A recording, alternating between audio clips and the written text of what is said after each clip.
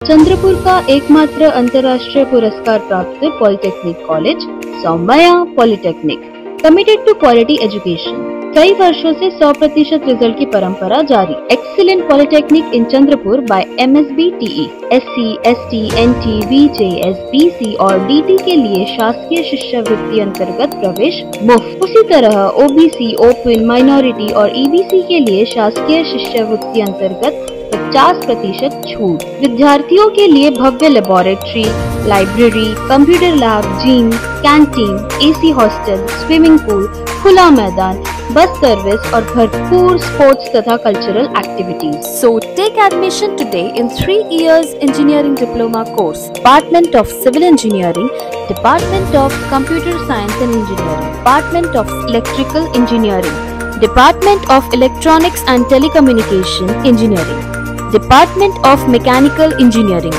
Department of Mining and Mine Surveying Engineering। इसके अलावा BSNL, Mahavitaran, Tata और अन्य प्रतिष्ठित संस्थानों में placement. Saumya group of institutes, a venture of Maharashtra Shikshan Prasarak Mandal, Akashvani road, Vadgaon, Chandrapur.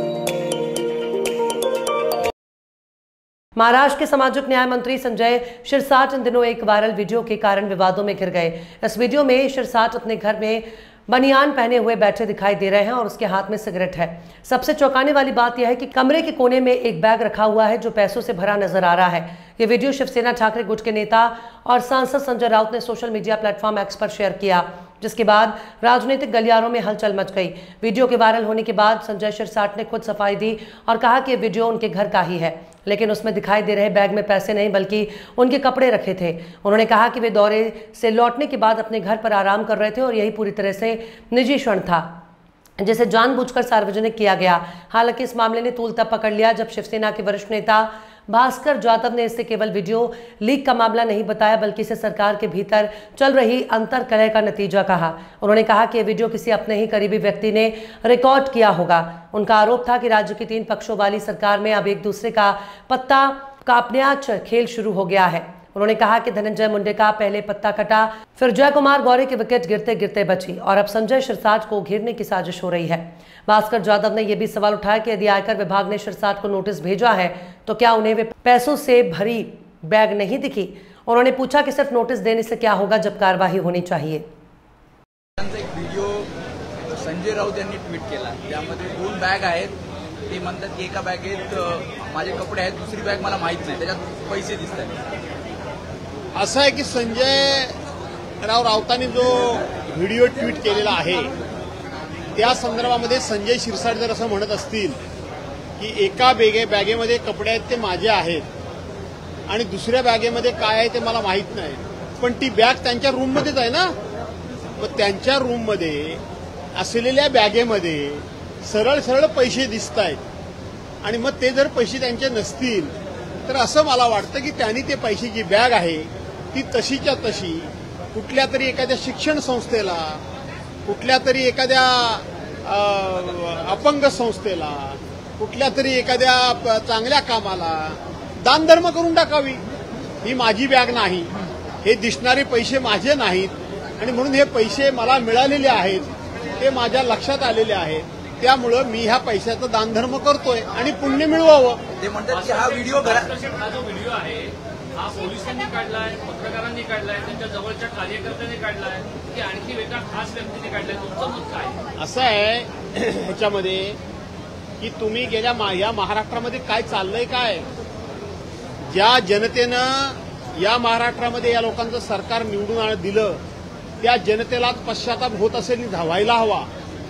एक मंत्री शेतकऱ्यांच्या बद्दल अतिशय घाणेरडे उद्गार काढतो, एक सत्ताधारी पक्षाचा आमदार अगदी तुमच्या बायकांच्या अंगावरची साडी, बहिणीच्या अंगावरची साडी, पत्नीच्या अंगावरची साडी, आईच्या अंगावरची साडी माझ्या बापानं दिली म्हणतो, पायातल्या चपला माझ्या बापानं दिल्या म्हणतो, तुम्ही जे खाताय जेवताय ते माझ्या बापानं दिलं म्हणून म्हणतो एक आमदार।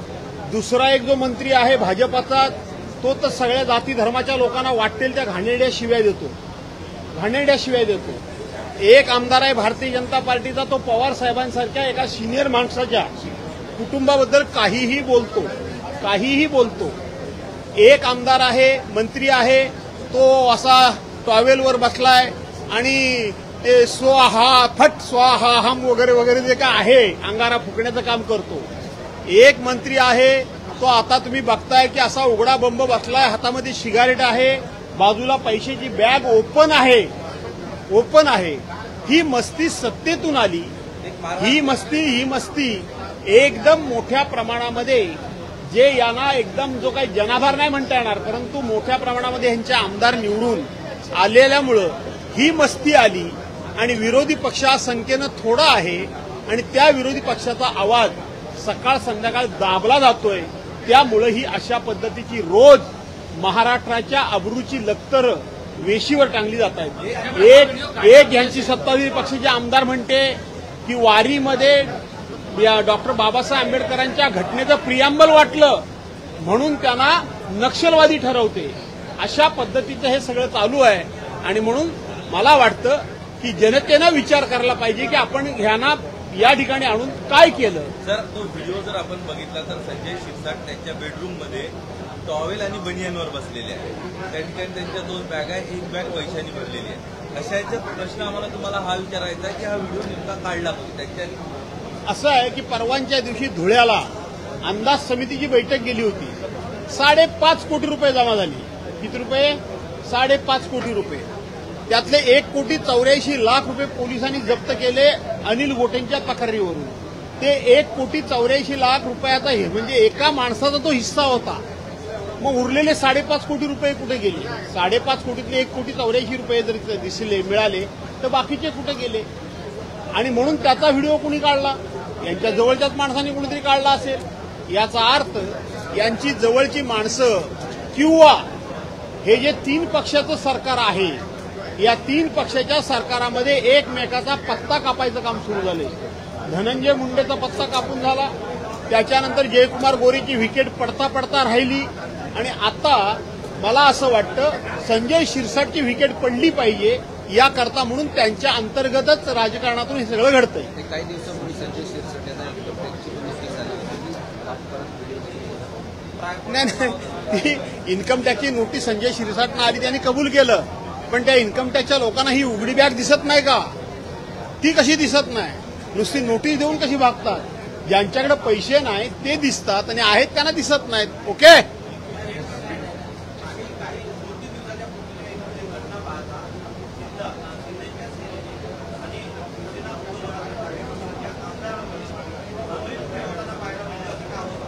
असं नाहीये. हमरी मी काल ते वरच्या सभागृहातले आमचे ज्येष्ठ सदस्य अनिलजी परब हे काय सांगत होते की तुम्ही ज्या वेगवेगळ्या स्कीम्स आहेत, मग म्हाडा असेल, कॉर्पोरेशन असेल, MMRDA असेल, सिडको असेल, या ठिकाणी जी घरं बांधली जातात त्यातली 40% घरं ही मराठी माणसाला बांधण्याकरता म्हणून, मराठी माणसाकरता म्हणून तुम्ही राखीव ठेवा, असा प्रश्न मिलिंद नार्वेकरांचा होता. आणि त्या संदर्भामध्ये अनिल परब बोलत होते. हे जे मंत्री उत्तर देत होते त्या मंत्र्यांनी उत्तर काय दिलं? 2019 साली तुम्ही काय करत होता? अरे 2019 साली त्या मंत्रिमंडळामध्ये तुम्ही पण होतात ना. त्या 2019 साली उद्धव साहेबांच्या मंत्रिमंडळामध्ये तुम्ही पण होतात. आणि म्हणून असा प्रश्न विचारण्यापेक्षा त्या काळामध्ये का घडू शकलं नाही? तर त्यावेळेला मोठ्या प्रमाणामध्ये कोरोनाचं संकट होतं. पण तरी सुद्धा का घडू शकलं नाही? तर आता घडवायचं का नाही? त्यावेळेला नाही घडलं म्हणून आता घडणार नाही. यातून ती हमरी झाली. शेवटी मराठी माणसाच्या न्याय हक्काकरता शिवसेना आयुष्यभर लढत राहिली आणि लढत राहिली.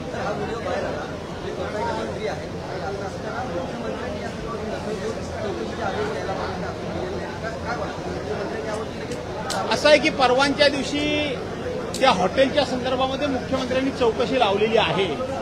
मी आपल्या माध्यमातून मुख्यमंत्र्यांना विनंती करेन की त्या सभागृहातल्या दिलेल्या चौकशीमध्ये ही बॅग सुद्धा कोणाची आहे आणि ती यांच्या रूममध्ये कशी आली हा सुद्धा एक चौकशीचा क्लॉज त्याच्यामध्ये टाकावा अशी विनंती करतो.